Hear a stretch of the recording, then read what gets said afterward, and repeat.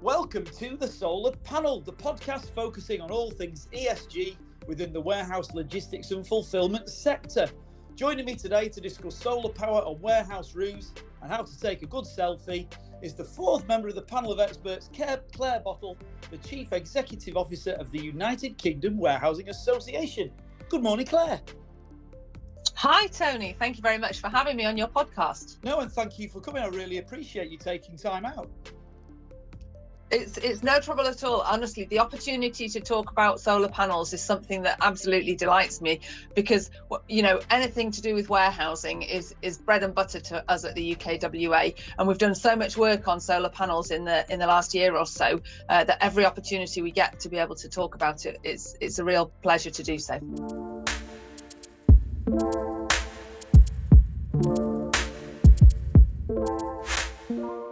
Before we talk about solar panels then, Clare, tell me a bit more about the UKWA and how it supports its members.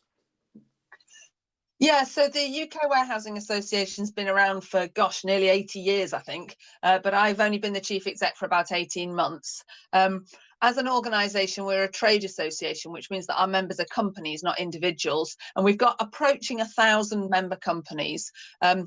What do we do for them? Well, the first thing is we talk about warehousing, and that includes, of course, events like today, talking to you on your podcast, but also we try and talk to the media and to government about why warehousing is so important in the economy.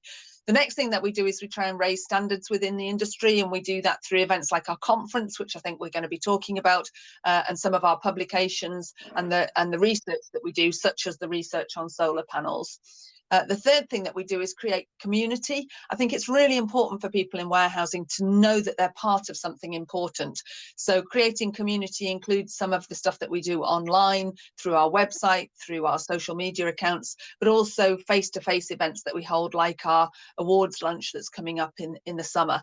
And finally, we just help our members, which is quite a reactive thing. But whatever issues and problems people have got in warehousing in the UK, they can come to the UKWA and they know that if we can't help, we'll always find them someone who can. Perhaps someone like you, Tony. That's very kind of you. I get the feeling from looking on LinkedIn that your membership's on the rise at the moment. Is that true? Yeah, I would say it's probably increased by about 20% since I joined the organisation. And I think that reflects what's going on in warehousing more generally. There's a lot more warehousing now than there used to be. I think Savills did a report on this where they said warehousing had grown about 32% in the period between 2015 and 2021. And what we know is since that report came out at the beginning of 2021, it continued to grow really fast up until maybe sort of towards the end of 2022. I think things have calmed down a little bit. But even so, there's still a lot more warehousing than there used to be in the UK. There's a forecast for another 200 million square feet of big sheds. That sheds over 100,000 square feet by 2030, which is an increase of about 30%. So, you know, the demand for warehouses in the UK is still relentless. Absolutely. Yeah, that's right. And I think partly what's happening is activities that used to take place on the high street are being pushed back up the supply chain into the warehouse. So if you're preparing goods in a warehouse to dispatch them to a retail outlet, that takes a certain amount of labour and space. But if you then prepare goods for e-fulfillment, so to send them out to consumers' home addresses, that the marshalling area of the warehouse needs to be about 3 times as big. Not the whole warehouse, but the area where you're doing the pick and pack activity. So that's one of the factors. And then, of course, I think consumer demand is just, we want a huge array of choice, and we want everything to be able to be, delivered straight away. And you just have to hold more stock to be able to fulfill that. And I suspect sort of COVID and, the supply chain onshoring has just added even more pressure to that. I know ports got a bit clogged up a couple of years ago. Retailers were shut, couldn't get goods moved out, and it all became a bit of a mess for a while. Yeah, that's right. I mean, to a certain extent, it's cyclical, but the growth of e-commerce is not going to be that cyclical. I mean, that's an upward trajectory, isn't it? It sure is.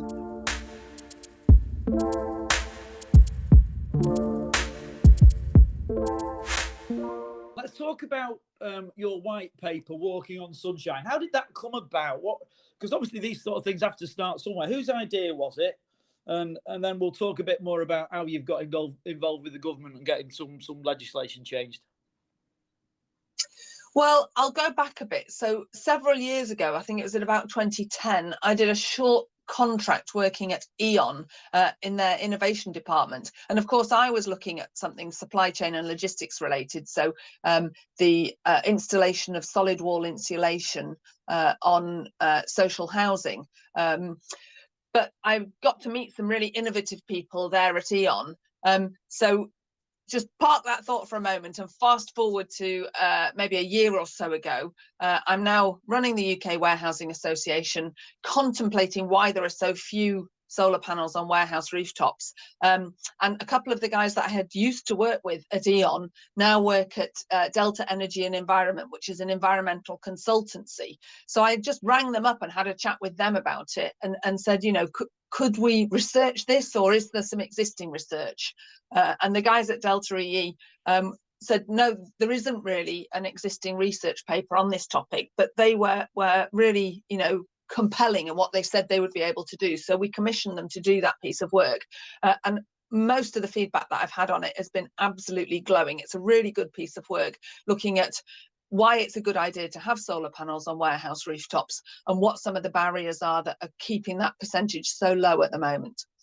What are some of those barriers? Well, I think I'll start with something fairly simple, which is that warehousing is quite a low margin business. So you wouldn't typically have a dedicated sustainability manager working at every warehouse. And that just means people's sort of headroom or bandwidth for dealing with lots of different issues is restricted. A lot of warehousing companies also will have some kind of road going fleet. And if they're looking at carbon footprint, it's quite likely that the biggest element of the carbon footprint will be to do with transport. Yeah. So it's just, I guess what I thought was the UK Warehousing Association has a role here as the trade body to help people recognise that it's worth looking at this topic now and to give them some of the facts and figures at their fingertips so that it's not so difficult to sort of not know where to start. So that was part of the problem, is that, you know, people might have looked at this 10 years ago and thought, well, it's not ready for us, and there wasn't much incentive to look at it again. So what we were saying was, look, the price of solar panels has come down, the price of energy has gone up. There may not be a feed-in tariff anymore, but don't let that stop you. You know, the yields from the solar panels themselves, how much electricity you can get from them, have also improved. So now is a really good time to look at this. Yeah, and I think we've been pretty successful. You're absolutely right. Energy prices have been coming down since sort of October-ish of last year, but even at sort of new rates, and I heard yesterday, relatively big user contracted at 35p a kilowatt hour, which is sort of half what it was last summer. But even then, you're still looking at a 3.5 year payback on a relatively big installation. So there's still momentum, even with energy prices dropping back, but they're nowhere near back to the level they were sort of 2 years ago at 14p. They're still, you know, nearly 3 times that level. Sure. And I think a couple of the other barriers that might be interesting for your listeners. I mean, some people were saying, well, it seems like a big capital outlay. And to be fair, more than 80% of the cost of solar energy is at the beginning of the project, because you've got to buy and install the solar panels. So what we've also tried to do is find some trusted partners where we can share some details with our members about different ways of financing that. So one of them would be a PPA, a power purchase agreement, which is where somebody else owns the solar panels, but they're still on your roof and you get the benefit of the cheaper electricity. Or there's a kind of asset finance option, which a lot of logisticians will be familiar with, because it's usually how people buy trucks, is through asset finance, either an operating lease or a finance lease, and you can do a similar sort of arrangement. Although, of course, some companies will choose to buy outright if they've got the capital to do that. Sure. But we've spelled out what those different financial options are. And another perceived barrier is that the majority of big sheds in this country are leased, not owned by the occupier. And people imagine that there will be some sort of conflict between the occupier and the landlord, maybe because of the history of the way that usually work. So there's often a dilapidations clause that says when the occupier vacates the property, they have to put everything back to how it was. And that implies that you have to take the solar panels off the roof when you leave. Now, of course, if the landlord installs them, that problem is irrelevant. But if the occupier wants to install solar panels, in fact, there's a fairly straightforward legal way to get around that. You can essentially just write a letter that supersedes the dilapidations clause. But that's the sort of thing that might put people off as well. It's really interesting because that's exactly what we did. And I think the other point I think is worth sort of pointing out is that landlords now, a lot of them raise money through sort of financial institutions, and they've got to account for their own carbon. So they also have the motivation to be more efficient. And that was sort of a bit of a surprise to me when I approached my landlord.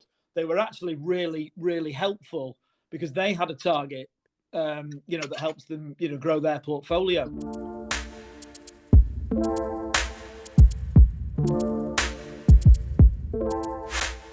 So, Claire, the government, you've been interacting with the government. What's been your sort of slant there, and what have you been trying to achieve getting some of the red tape removed? Sure. Well, I think the first thing to say is we haven't been lobbying the government to say this is all your fault and you need to fix everything. So I think, there's a certain amount which industry can do for ourselves, and we're very keen to make sure that we support our members to be able to do that without recourse to government. But there are also some opportunities for government to help unlock this, and it fits in very well with several of the government's initiatives and objectives, such as the legal commitment to achieve net zero, but also policies like levelling up, because there's more warehousing in the Midlands and the North than there is in the South East, for example. So one of the first things that we've asked for is to make sure that we get a decent super deduction. And this is basically a kind of tax break for when you make big capital investments, so that for those companies that are investing in solar panels, they can get a bit of a tax break to help support that investment. Like I said, something like 80% of the cost of solar energy comes up front at the time when you do the installation. So a tax break is just an incentive that helps with that. We've also said that if you improve a building by installing solar panels, you ought not to immediately be penalised by much higher business rates being charged on that building. And in fact, the arrangement in England is that there's a kind of exemption, but that exemption doesn't currently apply in Wales, Scotland or Northern Ireland, and we think that it should. More broadly, we think that local authorities who are already responsible for planning permission ought to take a more cohesive approach to looking at not only planning land use, but planning power as part of that. So a better approach to community planning is something that we've been asking central government to mandate for local government. And then the final point is about the way that electricity markets are regulated. And this is quite complicated, and we haven't gone into a lot of depth on it. But I think the key point that we're trying to make to government is that Ofgem regulates distribution network operators, who are like the sort of middleman between the national grid and your individual warehouse property. Yeah. And those distribution network operators ought to be investing in infrastructure, but in fact, a lot of the investments that they've promised have not come good, and in some cases, they're then not issuing permits for people to be allowed to put solar panels on their warehouse rooftop. Now, in a domestic installation, this is never going to be a problem because the scale of that installation will be small. But with big sheds that you mentioned before, you can be installing 2.5, 3 megawatts onto the rooftop, and you have to get a permit to be allowed to do that.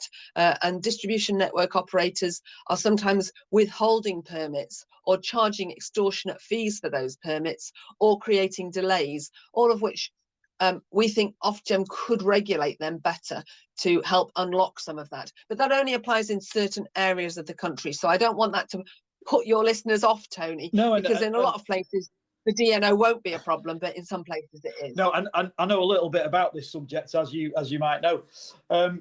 Yes, you need permission. Anything over 10 kilowatt peak, you need permission from the DNO. That's why domestic doesn't really become a problem. You don't need planning permission under 1 megawatt. Anything over 1 megawatt, you need DNO and planning permission. And it very much, as you say, depends on not just what part of the country, but even an individual area within a part of the country as to what the infrastructure problems are around there. but yeah, I would say the vast majority of the time it's okay, but there are some pockets where it's difficult, and you might not quite get what you want. The way that our energy infrastructure was originally set up, you know, a lot of the pylons and wiring and substations that we have around the country date from the 50s and 60s, and at that time everything was a very sort of straightforward model where you got huge coal-fired power stations distributing electricity outwards. Yes. And it was very much, you know, that was the kind of model of the network. I think what we're aiming to transition towards is where we've got a lot more distributed generation of renewable energy, whether that's solar or wind or potentially, you know, thermo power and hydro power. And that could be being generated in dozens, hundreds, maybe even thousands of different places. And our network wasn't built for that. But government needs to own that problem and help to fix it. There are people within the energy industry that also agree with that. So let's hope that there is some movement along that. There is some, I think it needs to be significant investment within the infrastructure of electrical distribution, for sure.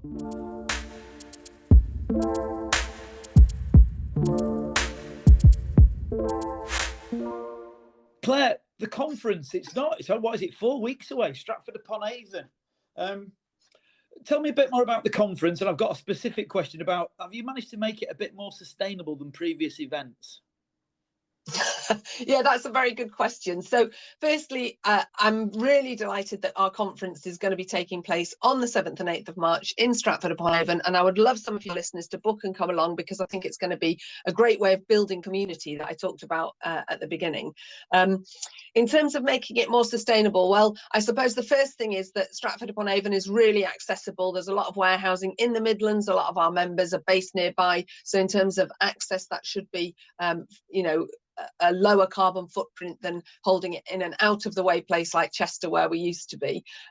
We've also got a panel discussion, which I know you're going to be taking part in, about our solar research and about some of the finance models for installing solar. So I hope that that will have a really good knock-on effect. And we've had a good look at some of our sort of the nitty-gritty of how you run an event. So we're not going to be publishing a separate program, because that creates unnecessary paper. The program's going to be part of our existing magazine.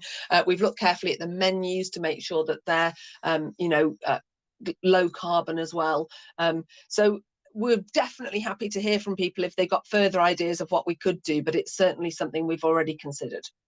Yeah, I'm going to be asking the same question. We've got 5 events between now and June. I'm going to ask exactly the same question of everybody, because you know, there is a carbon footprint attached to people going places, and I think in the modern day we've got to do everything we possibly can to minimise that impact.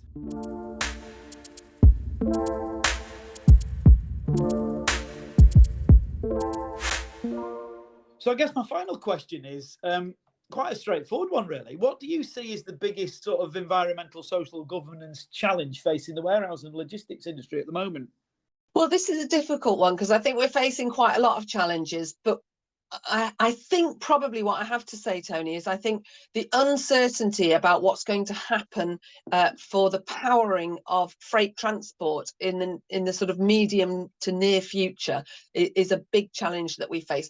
What I mean is, it's fairly obvious to me that cars and vans are likely to become electric. We're already seeing that happen. We know from 2035 you won't be able to buy a 26-tonner that's diesel powered, and from 2040 a 44-tonner, you can't buy them diesel engines from 2040. But we don't really know what's going to replace that, and I think that's creating a lot of uncertainty in logistics.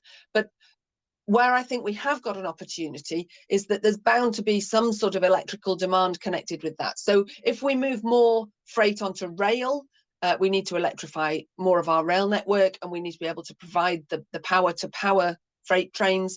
If we move more of our freight transport by electrical power, so battery operated trucks will need electricity supplies to repower those batteries. And if we use hydrogen, there's a real high demand for electricity in order to make hydrogen. So whatever the answer is, I think having solar panels on warehouse rooftops is bound to be part of the solution, but it's still very frustrating for people to not have very much clear guidance or vision about where we're going with the power for freight transport. Yeah, you're absolutely right. The hydrogen is sort of, it feels like it's quite attractive to people, but when you look at how to make it, you lose half of the energy you're making it. So it's so inefficient. And at the moment, yeah, that's right. also not green to make it to start with. So it's there's a few definitely a different challenge. types of hydrogen. I think they talk about pink hydrogen, blue hydrogen, grey hydrogen. There's all different ways of making it. But essentially, I think the electrolyzer that makes hydrogen is going to have a very high capital cost. And that means you have to run that machine 24/7. So if that's the case, then I would say you're unlikely to be able to distribute that to every place where you need to acquire hydrogen. You're going to have some sort of central areas where you produce it, and then you're going to have to distribute it from those areas to where it's needed. And I can imagine that being quite expensive, and so the cost is probably going to be quite high. It's possibly very good for niche applications. So if you've got a particularly big building, you could flood the roof with solar, separate your own water to create your own hydrogen, which is very green, and then run your forklift trucks from it. That I know is being looked at. So it's good for niche applications, but mainstream, I think there's still some quite big questions over it. For sure. And in that case, if you only had solar power, you'd only be able to run the electrolyzer for half the day. Yes. Because it's not going to run at night. And I think that probably is going to kill the economics. You may well be right. I know there are people looking at it, and maybe when we get a bit more information, Claire, we'll get back together again. We'll do another podcast in maybe a few months' time, because there's another thing coming, and that's called grid balancing. And I think me and you will have a conversation about that in the next few weeks, because I think it's another area of the sustainability plan for the UK where warehousing can really get involved and really make a difference and actually help themselves at the same time. Absolutely, and I think that's particularly true of warehouses for frozen goods. You can drop the temperature lower than it needs to be, and then switch off the electrical demand and allow the temperature to rise a little bit. As long as it stays below a given level, you're still within your food safety standards. Yeah, and solar's great for that, because there's more of it in the summer when it's harder to keep the building cold. Exactly. Well, that's it for this edition of the Solar Panel podcast. All that's left for me to do is thank my guest today, Clare, for all her knowledge. Thank you, Clare. Really appreciate you coming on. Great. Thank you so much for having me, Tony. I'd like to thank Kyle Swindells, the producer and marketeer extraordinaire, for all his help, as usual, putting this podcast together. Thank you, Kyle. And as my daughter constantly reminds me, if you've enjoyed this podcast, please like, comment, subscribe, and hit the bell, whatever that means. I am Tony Gresty. That was the Solar Panel podcast. Thanks for listening, and until next time, goodbye.